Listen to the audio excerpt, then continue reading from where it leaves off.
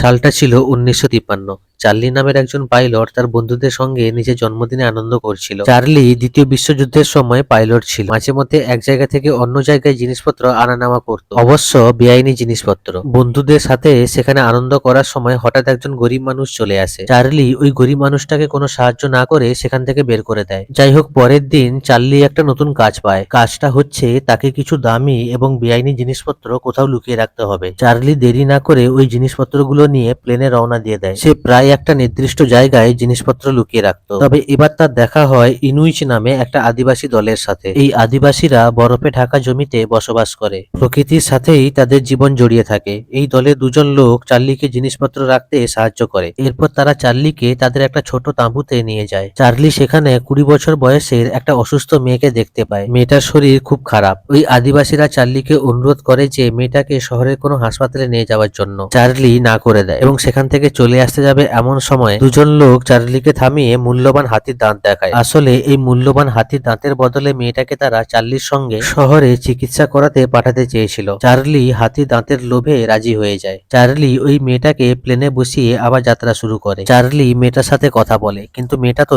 ইংরেজি বোঝে না, তাই সে চুপচাপ বসে থাকে। যাত্রা শুরুর কিছুক্ষণ পর চার্লি দেখে তার বিমানের ফুয়েল অর্থাৎ জ্বালানি শেষ হয়ে গিয়েছে। ধীরে ধীরে বিমানটা আকাশ থেকে নিচের দিকে নামতে শুরু করে। চার্লি অনেক চেষ্টা করেও নিয়ন্ত্রণে আনতে পারে না। কিছুক্ষণের মধ্যে বিমানটা ভেঙে পড়ে জলের মধ্যে। সৌভাগ্যবশত দুজনেই বেঁচে যায়, কিন্তু সেখানে তাদের দুজন ছাড়া আর কেউ ছিল না। চারপাশে শুধু খোলা জমি আর জল, এমনকি বিমানের রেডিওটাও ভেঙে গিয়েছিল। বিমানে অল্প কিছু খাবার বেঁচেছিল। যাই হোক, এরপরে চার্লি পাথর দিয়ে মাটিতে বড় বড় করে এসওএস লেখে। এখন এসওএসটা কি? এসওএস হচ্ছে ইমার্জেন্সি বা আপৎকালীন সাহায্য চাওয়ার একটা কোড, এবং পাশে একটা লাল পতাকা লাগিয়ে দেয়। অন্যদিকে মেয়েটা নিজের মতো করে পশুর ছাল দিয়ে বিছানা বানায়। এরপর মেয়েটা মাছ ধরে। অন্যদিকে চার্লি ভাঙা বিমানটার ভিতরে বসে মানচিত্র দেখছিল। তখন মেয়েটা একটা কাঁচা মাছ এনে চার্লিকে খেতে দেয়। চার্লি তাকে বকাবকি করে তাড়িয়ে দেয়। ধীরে ধীরে সন্ধ্যা নেমে আসে। চার্লি অনেক কষ্ট করে আগুন জ্বালাতে সক্ষম হয়। এরপর চার্লি মেয়েটার সাথে কথা বলার চেষ্টা করে। মেয়েটার নাম হচ্ছে কানালাক। যেহেতু সে চার্লির ভাষা বুঝতে পারছে না, তাই সে চুপচাপ বসে থাকে। ওদিকে চার্লির বাবা,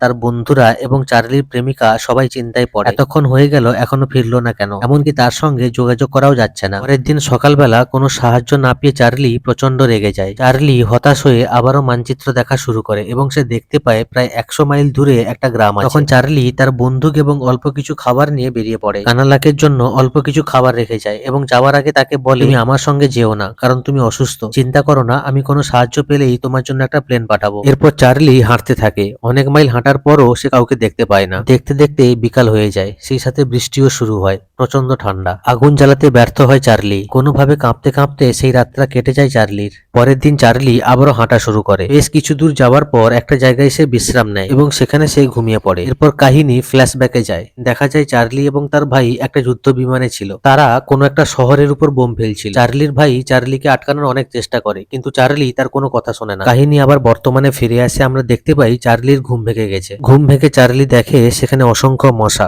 বন্য মশা। চার্লি মশার কামড় সহ্য করতে না পেরে দৌড়ানো শুরু করে, কিন্তু দুর্ভাগ্যবশত চার্লি পড়ে গিয়ে অজ্ঞান হয়ে যায়। অন্যদিকে ওই মেয়েটা অর্থাৎ কানালাক চার্লিকেই খুঁজছিল এবং অদ্ভুতভাবে সে চার্লিকে পেয়েও যায়। কানালাক চার্লির শরীরে কাটা জায়গায় প্রাকৃতিক ওষুধ লাগায়। ধীরে ধীরে চার্লি সুস্থ হতে থাকে। জ্ঞান ফিরে চার্লি দেখে পাশে মেয়েটা এবং দূরে একটা সাদা পেঁচা বসে আছে। কানালাক চার্লিকে গরম স্যুপ খাওয়ায়। আর এই সময় মেয়েটা প্রথম কথা বলে। মেয়েটা বলে, আমার নাম হচ্ছে কানালাক, আমি অল্প স্বল্প ইংরেজি বুঝি। কানালাক চার্লির জন্য নতুন বুট জুতো তৈরি করে দেয়। চার্লি কানালাককে দেখে এই কঠিন পরিস্থিতিতে বেঁচে থাকার কৌশল শিখছিল। চার্লি যেখানে কাঁচা মাছ খেতে চাইতো না, এখন সে কাঁচা পশুর মাংস খেতে শিখে গেছে। একদিন রাতে চার্লি দেখে যে কানালাক একা একা দূরে বসে কাঁদছে। আসলে কানালাকের শরীর দিন দিন খুব খারাপ হচ্ছিল, তবুও সে নিজের কথা না ভেবে চার্লির সেবা করছিল। অন্যদিকে চার্লির বাবা চার্লিকে খুঁজতে আরো দুজন পাইলটকে পাঠায়। তারা দুজন সেই সমস্ত জায়গাগুলো খোঁজা শুরু করে যেখানে চার্লি বেআইনি জিনিসপত্র লুকিয়ে রাখতো। এই দুজন পাইলটের মধ্যে একজন পাইলট চার্লিকে পছন্দ করতো না, তাই সে চার্লির বাবাকে বলে এই নির্জন জায়গায় চার্লি কোনোভাবে বেঁচে থাকতে পারবে না, তাই তাকে খোঁজা বৃথা। বৃথা। আমার মনে হয় চার্লি মারা গেছে। কিন্তু চার্লির বাবা হাল ছাড়েন না। তিনি ওই দুই পাইলটকে ভালোভাবে খোঁজার আদেশ দেন। এদিকে চার্লি কানালাকের কাছ থেকে মাছ ধরার কৌশল শিখে ফেলেছে। মাছ ধরতে ধরতে চার্লি একটা প্লেনের আওয়াজ শুনতে পায়। তখন সে বুঝে যায় তার বাবা হয়তো কাউকে খুঁজতে পাঠিয়েছেন। কিন্তু দুর্ভাগ্যবশত প্লেনটা অনেক উপরে উঠছিল। প্লেনের মধ্যে থাকা লোকেরা চার্লি এবং কানালাককে দেখতেই পায়নি। এরপর তারা সিদ্ধান্ত নেয় তারা সেই জায়গায় ফিরে যাবে যেখানে তাদের প্লেনটা ভেঙে পড়েছিল। এরপর কানালাক তার বানানো নতুন জুতোগুলো চার্লিকে দেয়। চার্লি দেখে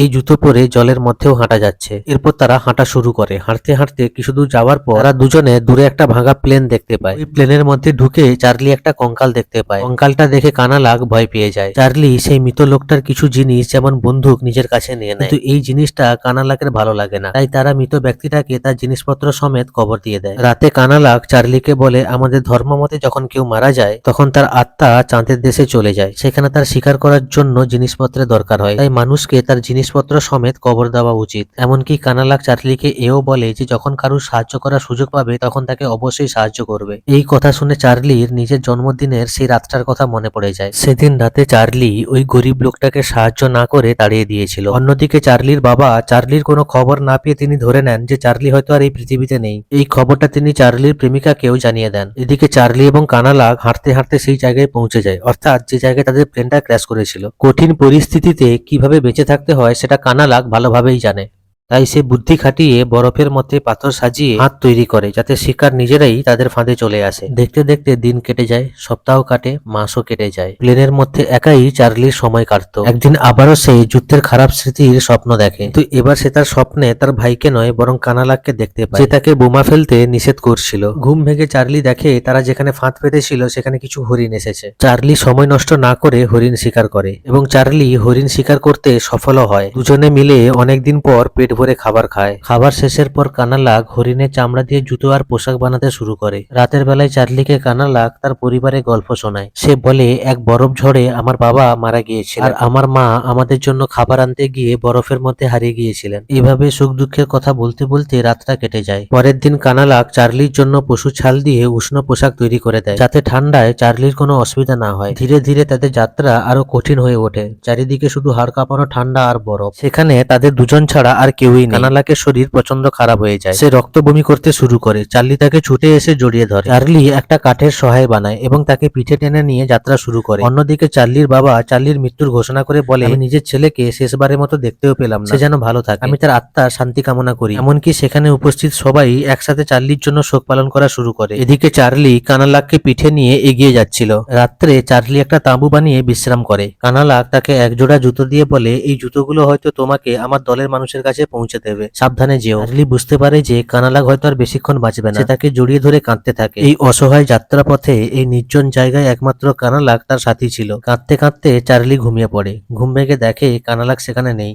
সে চমকে উঠে তাকে খুঁজতে শুরু করে। বরফের উপর কানালাকের পায়ের ছাপ দেখা যায়, মানে কানালাক তার মায়ের মতোই অনেক দূর চলে গিয়েছে এবং তুষারের মধ্যে গিয়ে প্রাণ দিয়েছে। শেষ পর্যন্ত চার্লি কানালাকের পেঁচাটাকে একাই উড়ে যেতে দেখে। চার্লি কানালাকের সমস্ত জিনিসপত্র এমনকি হাতি দাঁত পর্যন্ত এক জায়গায় করে সমাধি তৈরি করে এবং কানালাকের আত্মার শান্তি কামনা করে। এরপরে চার্লি আবারও যাত্রা শুরু করে। চার্লির অবস্থা খুব গুরুতর হয়ে ওঠে, তবুও বরফের মধ্যে হাঁটতে থাকে। ধীরে ধীরে অনেক দূর যাওয়ার পর কানালাকের দলের মানুষদের অর্থাৎ ইনুইচ দলের আদিবাসীদের দেখতে পায়। শেষ পর্যন্ত চার্লির জীবন রক্ষা হয়। আদিবাসীরা চার্লিকে উদ্ধার করে। আর এই ছবিটা এখানেই শেষ হয়ে যায়। ভাবতে অবাক লাগে এই ছবিটা একটা সত্য ঘটনা অবলম্বনে নির্মাণ করা হয়েছে। ছবিতে যে ঘটনাটা দেখানো হয়েছে সেই ঘটনাটা যার সাথে ঘটেছিল তার আসল নাম হচ্ছে চার্লস মার্টিন স্মিথ। তিনি একজন পাইলট ছিলেন এবং 1935 সালে এরকম কোনো একটা জায়গায় ওনার প্লেনটা ক্র্যাশ করেছিল। তারপরে একজন আদিবাসী মহিলা ওনার সাথে ছিলেন। এই ছবিটা চার্লস মার্টিন স্মিথের সত্য ঘটনা অবলম্বনে বানানো হয়েছে।